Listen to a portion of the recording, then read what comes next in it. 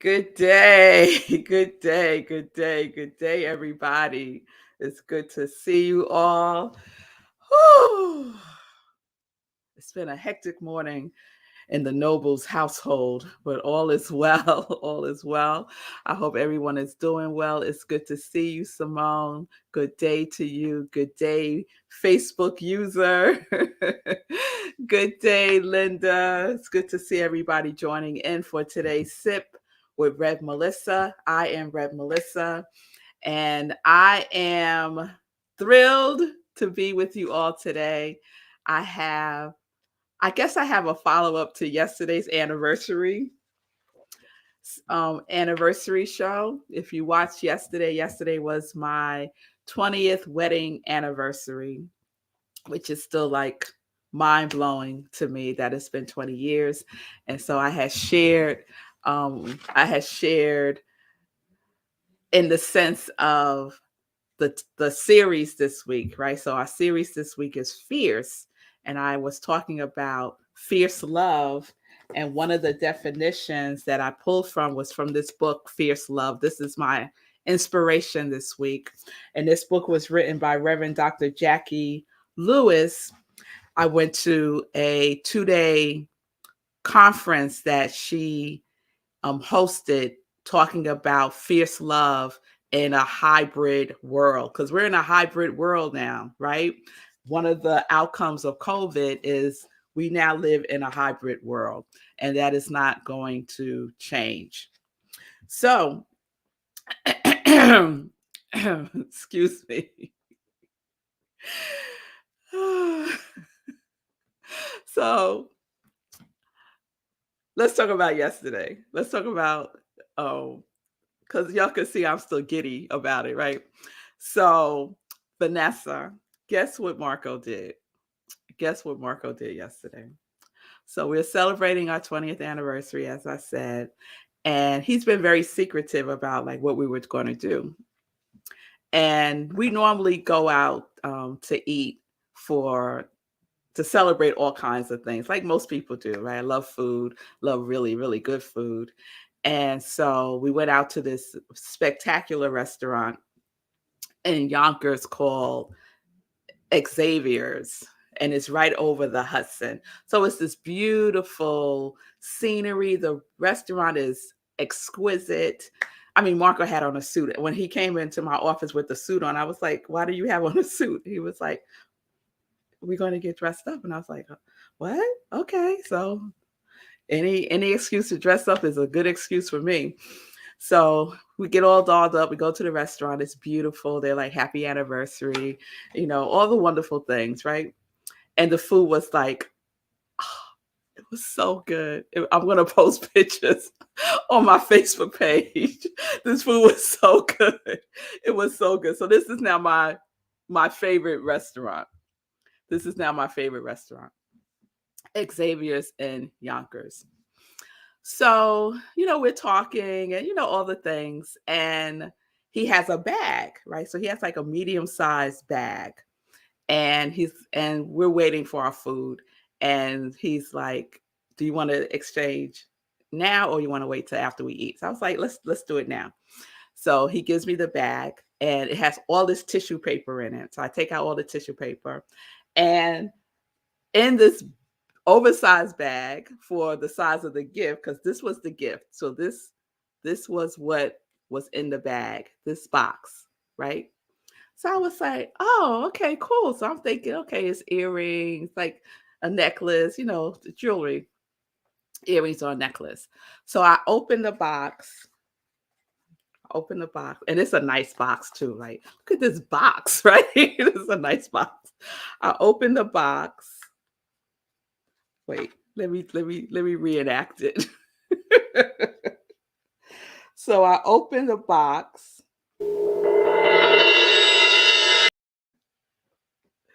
and this is in the box. So, a new wedding band, a new diamond wedding band. So this is why this is so significant to me. I lost my wedding band over a year ago in the house. It's somewhere in the house. but it has not resurfaced yet. I don't know where it is. I know that I put it in my jean pocket, and then when I took my jeans off, it must have fallen out of the pocket, and I didn't realize it until the next day. So I'm looking around on the floor because I'm thinking it fell out of my jean pocket. It's on the floor somewhere. I have searched high and low, and I could not find that wedding band. It's been over a year, right? So this is what was in the box. He got me a brand new diamond wedding band for our 20th anniversary. I was in tears, sobbing, crying in this restaurant. I got up out of my seat. I was hugging him and saying, "Thank you. Yes, yes, yes, Tim. You know your boy." Hugging him and saying, "Thank you." I was just so overcome with gratitude, right? And the thoughtfulness of it all. It was the last thing, y'all, the last thing that I imagined. It really was like totally surprised. So, yes, Simone, yes, Vanessa. It was beautiful. It was just absolutely beautiful. And I just kept looking at it all evening and just saying thank you. And it was so thoughtful because I did feel bad about losing my wedding band, and I've been wearing other rings on this finger, but it's nothing like this symbol. It's nothing like this symbol of love. And again, so in alignment with our topic this week, which is fierce love. And I just want to ground us in the definition that we're using for love first, right? James Lauder, Dr. Jackie Lewis uses his definition in her book, Fierce Love: a non possessive delight in the particularity of the other. And I talked all yesterday about the particularity of me and how Marco loves the particularities of me because I have a lot of particularities. Yes, I do. And a lot. And he accepts them, or he humors me through them. Right. And when we talk about fierce love, when we talk about the word fierce, right? The definition that I shared with you all was, let me see if I can find it. Mm, mm, Hold on. I got it. Wild, existing in a natural state. Wild, existing in a natural state. Extreme, intense, right? That's the origins of the word fierce. And the Webster Dictionary has it as menacingly wild. Menacingly wild. And menacing, right? If we look at the word menacing, that's like threatening, right? So I'm going to threaten you with love. I'm going to threaten you with love. I'm going to give you so much love, right? That's what we're talking about when we talk about fierce love, right? A full commitment to it, no matter what, no matter your particularities, no matter what. I'm loving you fiercely, wildly, right? Wildly in its natural state, right? And so that requires a lot of commitment. That requires such commitment, right? Because it's a roller coaster. It's a roller coaster.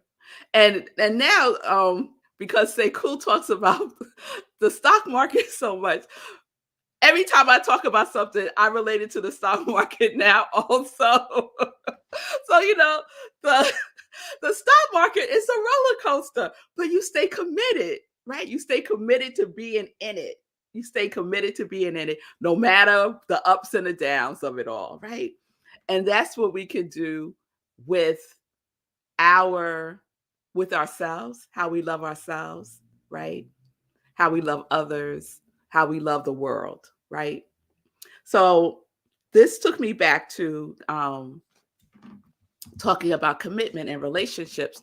This took me back to Gary Zukov. So last year I did a whole series on partnership, spiritual partnership. And Gary Zukov has this wonderful book called Seat of the Soul. Yep, I brought it down. Seat of the Soul. And this book is over 20 years old. I think he put out like a 25th anniversary edition. If you don't have this book, you need this book in your life. This book, it's an extraordinary book. Anyway, I love Gary Zukov, and I just want to share what he says about commitment and spiritual partnership. So this is in his chapter called Intention, right? The commitment, let me start here. The underlying premise of a spiritual partnership is a sacred commitment between the partners to assist each other's spiritual growth, right? 1. 2. The commitment of spiritual partners is to each other's spiritual growth, recognizing that it is what each of them is doing on earth and that everything serves that. Spiritual partners bond with the understanding that they are together because it is appropriate for their souls to grow together. I love everything about that. And to be with someone for their spiritual growth takes fierceness, because growing is not easy. Growing is not sweetness. It's not unicorns and rainbows and butterflies. Growing is uncomfortable. It's pushing you beyond what you think is even possible. It it exercises you in ways that you cannot imagine to grow, right? Think about your own physical growth, right? That's why when we're children, most of our growing happens when we're sleeping, right? Because it takes a lot. It takes a lot to grow. It takes a lot to grow, right? So to have a fierce commitment to someone else's spiritual growth, and for them to have a commitment to your spiritual growth, is an act of fierceness. It's an act of fierceness, of love, of acceptance, of forgiveness. Like, you could name all the things, right? It takes such willingness to hold that space, to be that container for someone else and for yourself, right? And and oftentimes we could do this with ourselves, right? But the purpose of the partnership, y'all, is so that we can grow spiritually. That's the purpose of the partnership, right? And a lot of times when the road gets bumpy, we say we don't want to do that. And that's fine. That's fine, right? Because Gary goes on to say, this: the duration of their partnership is determined by how long it is appropriate for the evolution to be together. That ain't no happily ever after, right? And that's not death to death do us part. What say cool? Say cool saying something. Repeat that? Okay, I'll repeat it. The duration of the partnership is determined by how long it is appropriate for the evolution to be together. It is appropriate for spiritual partners to remain together only as long as they grow together. That takes some kind of commitment too, right? That takes commitment too. So we committed to evolving together, but let's say one partner don't want to evolve no more. Let's say one partner doesn't want to grow anymore, right? what do you do? Fierce love can say, it's time to end. It's time to bring this to a conclusion. Our relationship is complete. It has served its purpose, right? We have grown together, and now we're going to grow in a different way. And it may not be together as a possibility, right?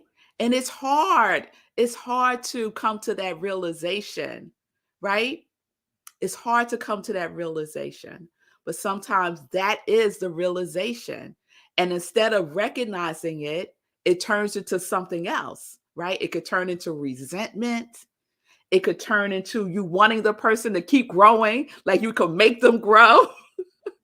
You can't make another person grow. No, no, just like you can't make a flower grow. It goes through its process, right? And to love fiercely may be to let it go. It may be to let it go.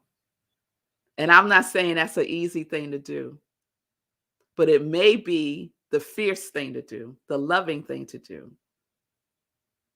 So you might be wondering, why is she talking about this and she just celebrated her 20th anniversary? I'm talking about this because this is part of the dynamic of relationships. This is part of the dynamic of fierce love. To grow together, to support each other in that growth, but also to recognize when it has come to its natural conclusion, its natural completion, right? So let's just think about that. And it doesn't necessarily have to be in the realm of love relationships. It could be in the realm of friendships. You know, some of us want to hold on to friendships that have served their purpose. And then we get into resentment about it when things aren't going as we imagine that it would go in friendships, right? In our family relationships, I could go on and on. It applies to all of the relationships in our lives, right? It takes fierceness to stay in the commitment, and it takes fierceness to recognize when it is complete. Yes? All right. All right, y'all. So that is what I wanted to share today. What are you committed to being in your relationships? Are you committed to being your quality in your relationships? Right? My quality is wholeness and trust, sprinkled with curiosity, courage, and celebration. Am I committed to that in my relationships? All of my relationships, not just my love relationships. Are you committed to being fiercely your quality for yourself and in your relationships? That is today's question. You could ponder that and see what your answers are. Okay? All right. So let's get into some joy news. All righty. So let's start with living life in joy. So we have a new episode. We're in a new month. Come Sunday, May 1st is Sunday, y'all. Yeah, May 1st is Sunday. So we have a new theme for May. I don't know what it is yet, but we'll see.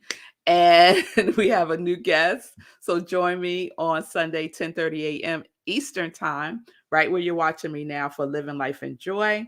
And right after, we have Sunday in Praise at Rockland CSL. We have a new theme for May, and that theme is revision.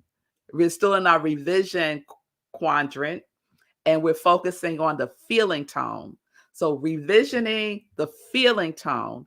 And the book that we're using for May is Emmett Fox, The Mental Equivalent.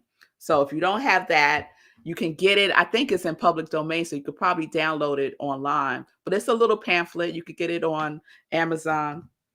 So that's the book we're using for May. So that is all happening Sunday, Rockland CSL, 11:30 a.m. Eastern Time. Join us on Zoom or join us on Facebook Live. Go to our website to get that information, rocklandcsl.org. Then I wanted to share that a class, there's a new class coming up that Reverend Jennifer is teaching.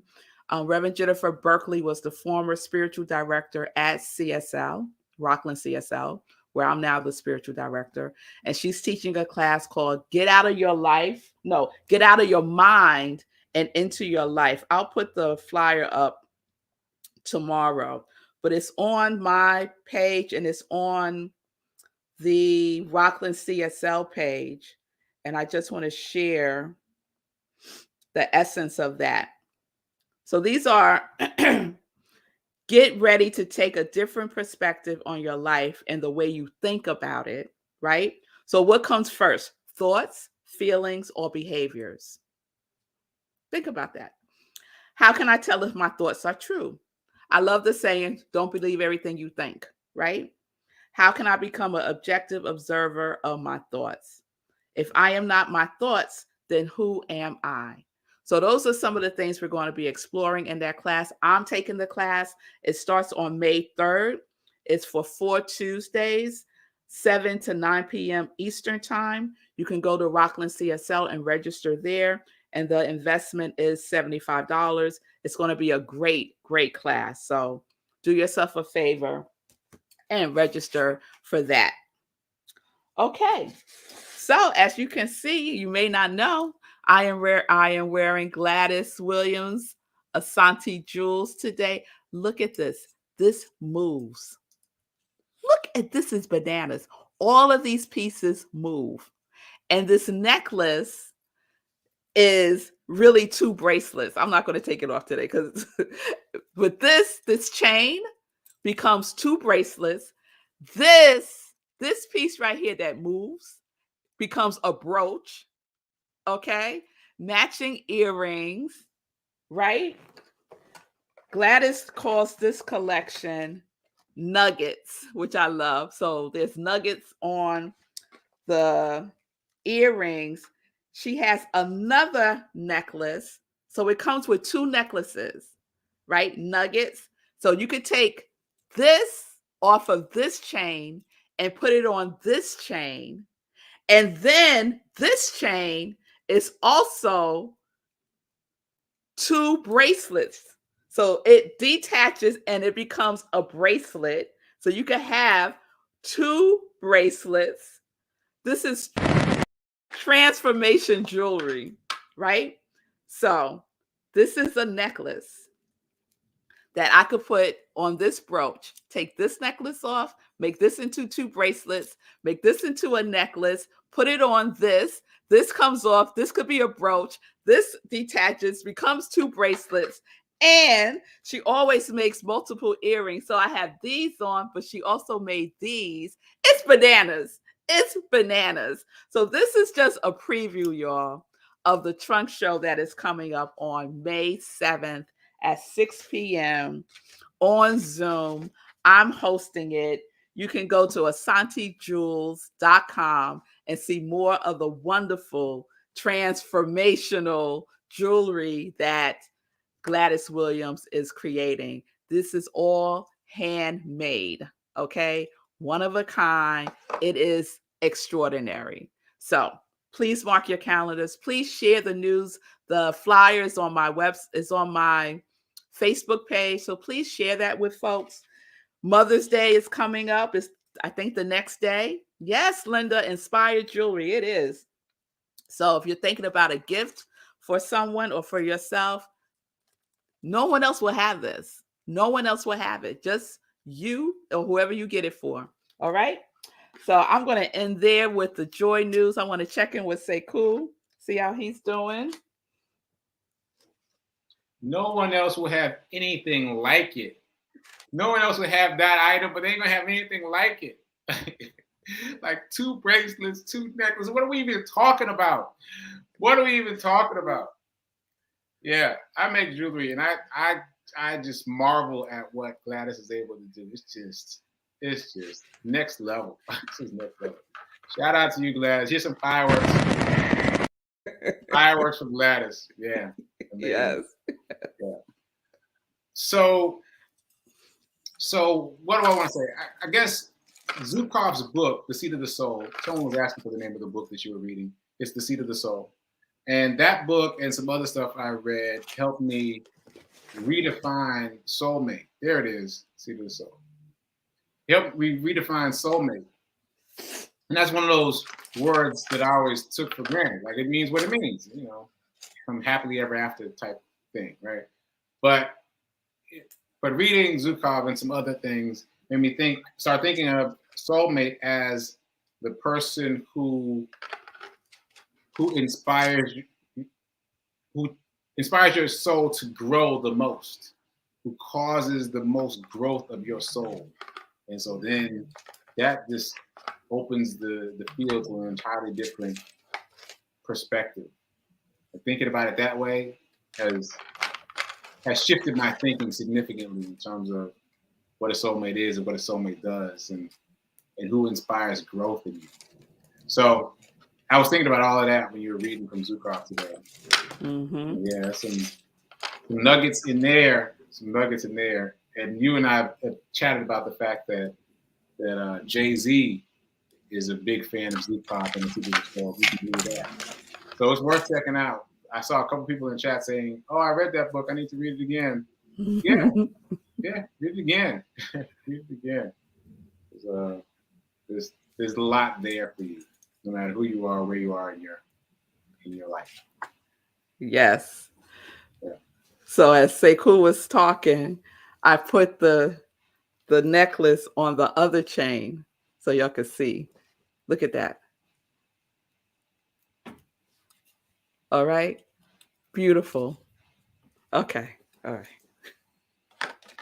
Thank you, Sekou. So the book is Seat of the Soul by Gary Zukov. And Sekou's right. He was Jay-Z was on Oprah when Oprah had her show. And Jay-Z, Oprah asked him, like, what was the last book he read or something? And he said his favorite book is Seat of the Soul. So that was a really long time ago. But yeah, it's worth picking up. And it's not just about relationships. It's about your soul. It's about the evolution of our souls and being intentional about our presence on the planet. Not to take it for granted. Why we are here. We're here for a purpose. So let's not waste it. Yeah. All right, y'all. We're going to wrap up Fierce tomorrow. I think I'm going to do a roll call tomorrow also, just to remind y'all what y'all being fierce about. Right? So peace and blessings, everybody. Oh, Happy anniversary. Happy anniversary. I wasn't here yesterday. So happy anniversary. Wait. Wait, so I shared this.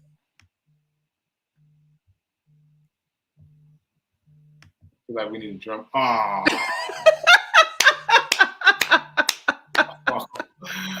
Oh yeah.